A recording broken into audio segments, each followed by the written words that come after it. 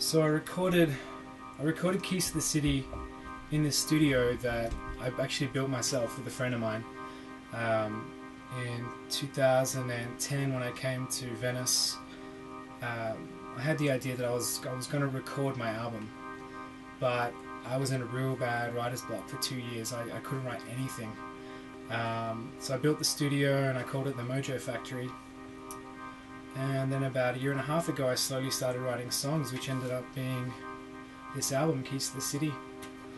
The last song, Keys to the City, was actually the very, very last song that I wrote and the last one that I recorded.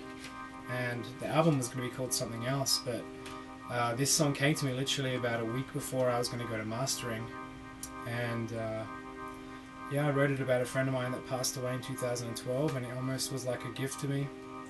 I asked him for some words of advice when I was getting this CD mastered, and Keys to the City came to me. I mean, the whole EP is dedicated to Venice Beach.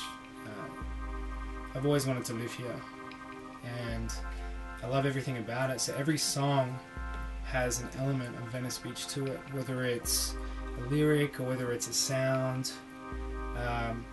So if you listen closely to Keys to the City, you'll notice each and every song has an element of Venice Beach to it. Venice Beach is a really cool place. It's very artsy. You can walk down the boardwalk and you'll see all different types of people hanging out there, and that's what I love about it.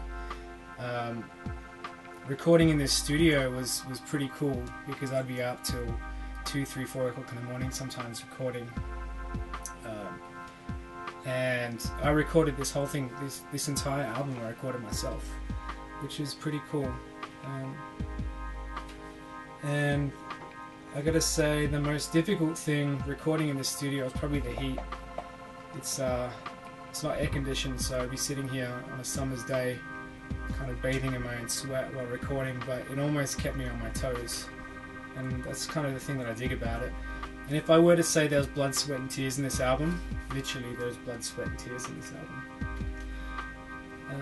So yeah, this is the Mojo Factory, and I'm glad I could show you guys how I recorded and where I recorded, and a little piece of me and a little piece of my album, Keys to the City.